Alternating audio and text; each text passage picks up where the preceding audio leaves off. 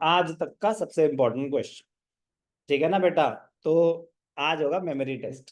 आज होगा memory test. जितनी बातें मैंने आपको बताई हैं कोई भी यूज हो सकती है, starting from day one. Starting from day one मजेदार। मतलब ये फिर भी अभी ये आसान है, ध्यान रखना ये आसान है।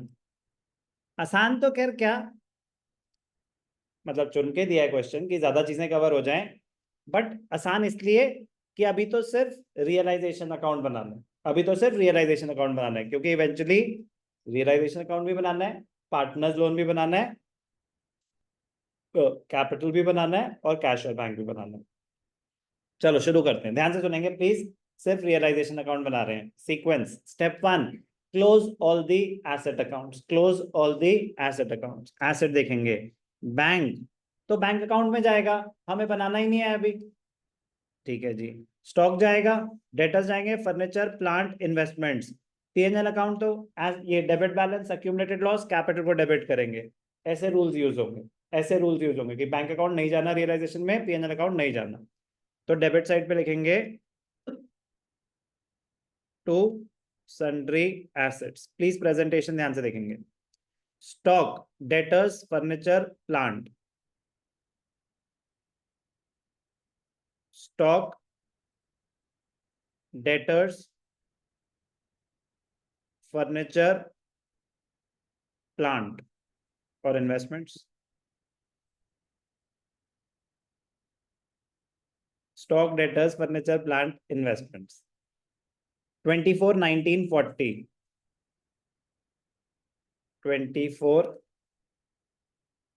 19 40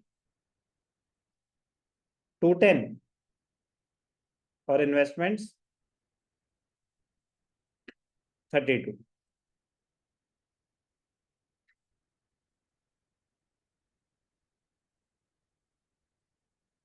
9 18।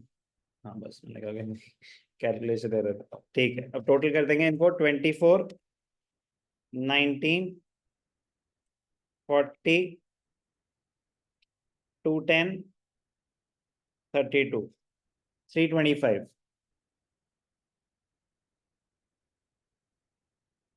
Bye sundry liabilities. Bye sundry liabilities जो दिखा दिया उन पे टिक करेंगे।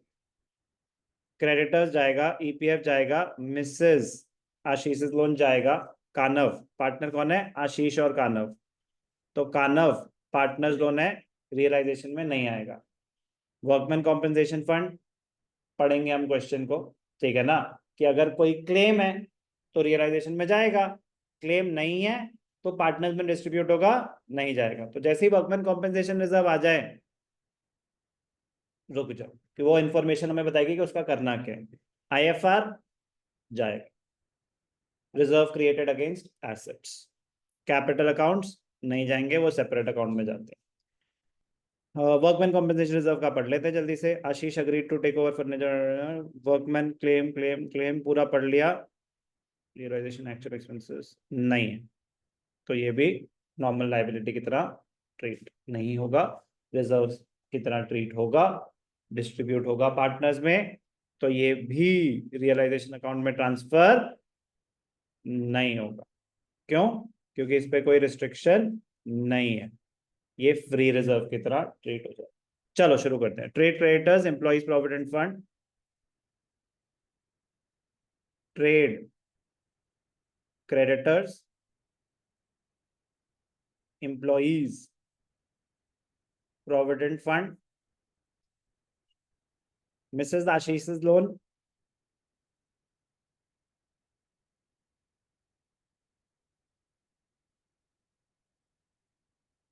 Investment fluctuation reserve. और तो कोई नहीं है ना? नहीं जाएगा। 4269, 4269 और आईएफआर 4। 102, 111, 115, 9 4 13 2। ठीक। कोई डाउट? सर हम ये ऐसे बाहर नहीं लिख सकते? लिख सकते हो, ये बेटर 9 4 13 215 बाहर भी लिख सकते हो। बेटर ये है, बेटर ये प्रेजेंटेशन बेटर ये है कि आप इनर कॉलम में दिखाएं और फिर टोटल बाहर दिखाएं। अभी तक किसी को कोई डाउट? चलें आगे, ध्यान से देखना प्लीज। मेन पार्ट अब शुरू होगा। ये फ्री के मार्क्स हैं, ये तो ट्रांसफर्स हैं, ये फ्री के मार्क्स हैं। बच्चे इसमें भी गलती करते हैं और उनको तो जीरो ही मिलता है, और मिलना भी चाहिए। कि अगर आप अभी तक यही नहीं सीख पाए कि कौन सी चीज कहाँ ट्रांसफर करनी है, तो फिर आप डिसोल्यूशन नहीं कर सकते। अब दिमाग लगेगा, अब दिमाग लगेगा, ध्यान से देखना आराम से। आशीष agreed to take over furniture at 38,000 and pay Mrs. Ashish's loan. आशीष ने कहा मैं अपनी बीवी का लोन दे दूं। Okay. Asset taken over by partner, asset taken over by partner, तो यहां आ जाएगा बाय आशीष कैपिटल अकाउंट। जो एसेट टेक ओवर करा वो बस रेफरेंस के लिए आप ब्रैकेट्स में लिख देंगे। कितने का टेक ओवर करा? ट्रांजैक्शन वैल्यू दिखाएंगे यहाँ पे। बीवी का लोन पे करा उसने, आशीष capital account.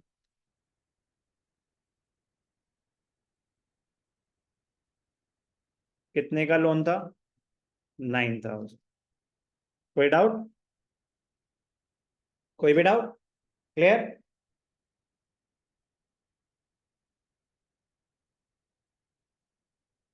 Debtors realized 18,500 and plant realized 10% more. Realized मतलब पैसे आए उनके अगेंस्ट, तो यहाँ पे आ जाएगा बाय, बैलेंस शीट में क्या है, बैंक है ना, तो सारी एंट्रीज बैंक के थ्रू। अब यहाँ पे एक एक करके आप लिखेंगे। डेटर्स रियलाइज्ड 18,500, प्लांट रियलाइज 10% मोर, अरे जो उसकी वैल्यू है उसका 10% मोर, यानी कि डेटर्स का 10% मोर, जो भी प्लांट की वैल्यू है उससे 10%, तो 210 पे 21,000, मतलब 231,000। कोई भी डाउट? कोई भी डाउट? अभी क्लोज मत करना उसे, क्योंकि ऐसा हो सकता है ना कि कुछ और भी तो एसेट्स के अगेंस्ट कैश आया हो, तो प्रेजेंटेशन अच्छी रहती है अगर हम वो एक जैसी चीजें एक साथ दिखाएं। कानव took over 40% of the stock at 20% less than the book value. Remaining stock was sold at a gain of 10%. Sir बस यही टेंशन हो जाती है कि 40 30 50 60 क्या हो रहा है।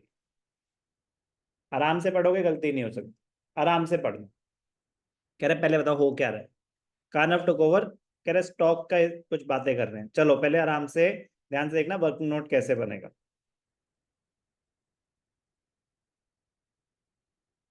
डिटेल्स ऑफ स्टॉक, कितने का है स्टॉक?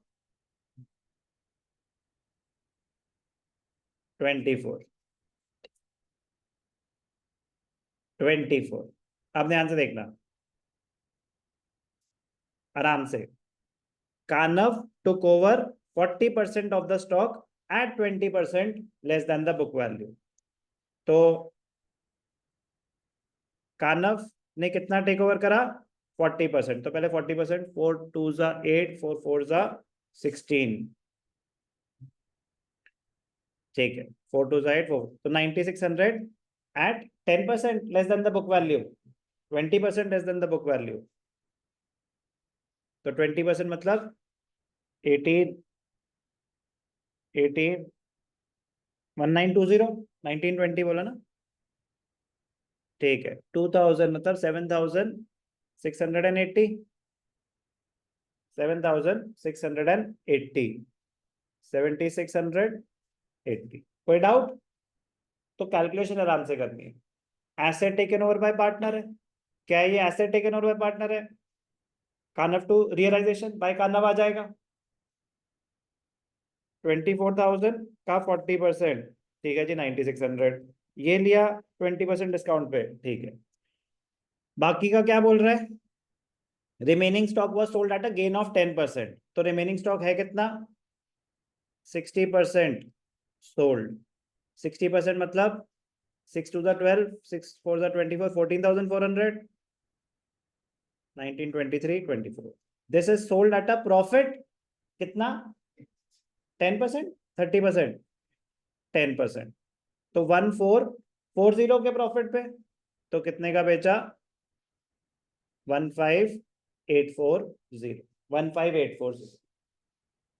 अब इसलिए यहां जगह छोड़ी थी कि एक साथ दिखा दिए जो हमने एसेट्स के अगेंस्ट कैश आए. वर्किंग बहुत इंपॉर्टेंट है. 15,840. अभी कानव का लिखेंगे, ये देख लेते हैं कोई और एसेट तो कैश नहीं आ रहा. ट्रेड क्रेडिटर्स लाइबिलिटी है, अग्री टू डिसोल्यूशन, ठीक है. तो कैश उतना ही है. कानव ने एसेट टेक ओवर करा है, तो यहाँ पे क्या आ जाएगा, बाय कानव्स कैपिटल अकाउंट. क्या टेक ओवर करा है इसने, स्टॉक. वर्किंग नोट कितने का टेक ओवर करा है, 7680.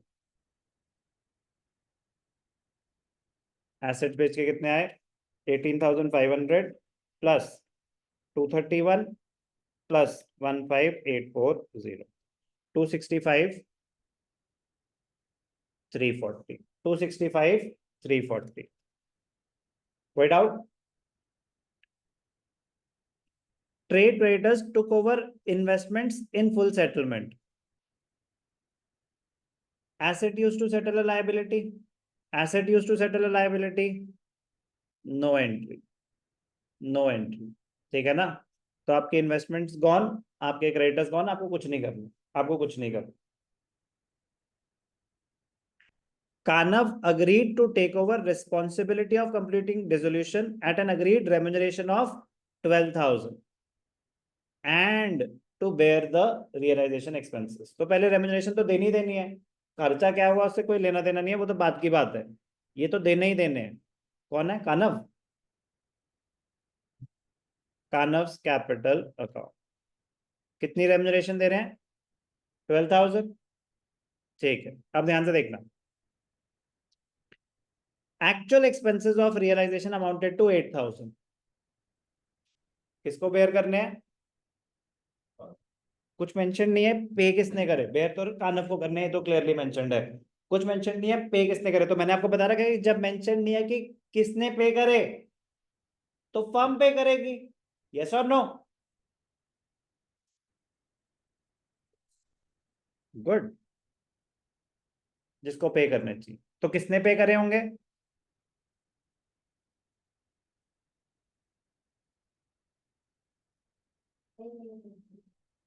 आशीष.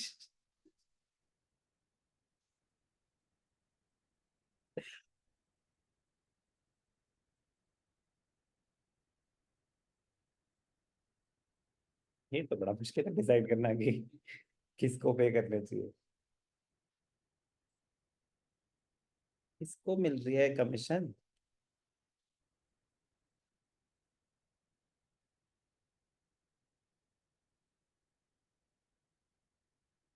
कानव. तो कौन बेयर कर रहा है,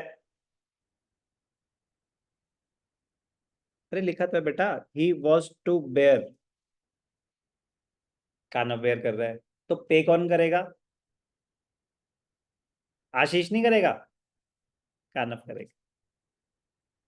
तो एंट्री क्या होगी, जोड़ो, अभी सिस्टम क्रैश हो चुका है. एंट्री क्या होगी,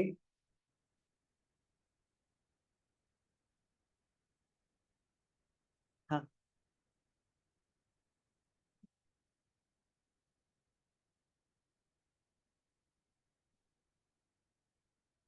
आप कुछ कह रहे थे बेटा, बताओ क्या एंट्री होगी. हंस रहे थे, बताओ एंट्री. हो सकता है नालायक, गलत बता रहे हैं, कुछ नहीं आता है इनको, तो टेंशन सबको इक्वली लेनी चाहिए. Very sad. यही मैं एक्सपेक्ट कर रहा था कि मतलब जब हम क्वेश्चन पे पहुंचे तो आपके एंट्री स्टेप्स पे हो, तो कुछ भी नहीं है. एंट्री स्टेप्स पे नहीं है, डिसोल्यूशन इम्पॉसिबल है, क्योंकि वो तो बहुत कुछ रहा है, लेकिन हम सब कुछ कर चुके हैं। रियलाइजेशन एक्सपेंसेस पे तो पीएचडी कर चुके हैं, इतने केसेस कराए। अरे भाई, जब उसको बेयर करने हैं, उसने पे कर दिए, तो उसने अपना पर्सनल एक्सपेंस पे कर रहा है, उससे आपको क्या लेना देना? तो उसकी नो एंट्री होगी। तो लेकिन ये तो पता होना चाहिए ना कि यूज कैसे करने हैं concept. Is this anything new? No, no. तो इसकी नो एंट्री, इसकी नो एंट्री। क्लियर? आप ध्यान से देखना, बहुत इंपॉर्टेंट स्टेप है। जो उन्होंने बताया वो तो हमने सब कर दिया। ये डबल टिक जरूर मारना, जो जो हो गया ना, टिकिंग सारी।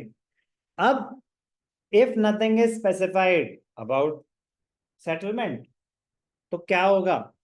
क्रेडिटर्स के बारे में बता दिया था कि इन्वेस्टमेंट दे दिया हमने उनको, तो ये जा चुके हैं। ईपीएफ के बारे में तो कुछ मेंशन ही नहीं है। तो अगर लाइबिलिटी के बारे में कुछ मेंशन नहीं है, it will be paid at book value. तो ये रूल्स ही तो बचाएंगे हमें। उन्होंने तो कोई इंफॉर्मेशन नहीं दी। तो इसीलिए मैं कह रहा था कि रूल्स के बिना क्वेश्चन कर ही नहीं सकते। और रूल्स पता हो, मैंने एक भी नई चीज नहीं बताई आपको, एक भी नई चीज नहीं बताई मैंने। क्रेडिटर्स को इन्वेस्टमेंट दे दी थी, ईपीएफ पे ऑफ कर दिया, आशीष ने अपनी बीवी का लोन दे दिया, आईएफआर की कोई पेमेंट होती ही नहीं, तो लाइबिलिटी सारी क्लोज हो गई। स्टॉक हो चुका है बंटवारा, डेटर से पैसे आ गए। फर्नीचर ले गया कोई? हाँ, यहाँ फर्नीचर लिखा हुआ है, हाँ ठीक है, फर्नीचर जा चुका है, प्लांट बिक चुका है, इन्वेस्टमेंट खत्म। क्वेश्चन, अब डेबिट्स और क्रेडिट्स कंपेयर हो जाएंगे। क्या ज्यादा लग रहा है? क्रेडिट ज्यादा लग रहा है। चलो, 115 प्लस 38 प्लस 265, 340 प्लस 7680, 426, 426, 426,020, 426,020। तो प्रॉफिट आ जाएगा यहाँ पे। To profit on realisation transfer to Ashish and Kanav, Ashish and Kanav. कोई रेशियो मेंशन था? 3:2।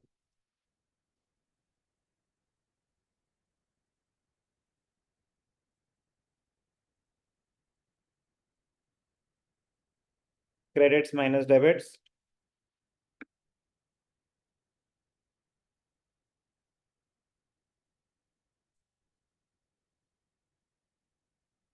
20,020, 20,020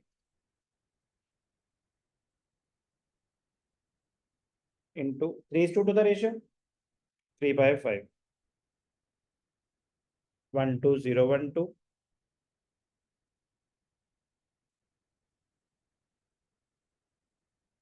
8,000।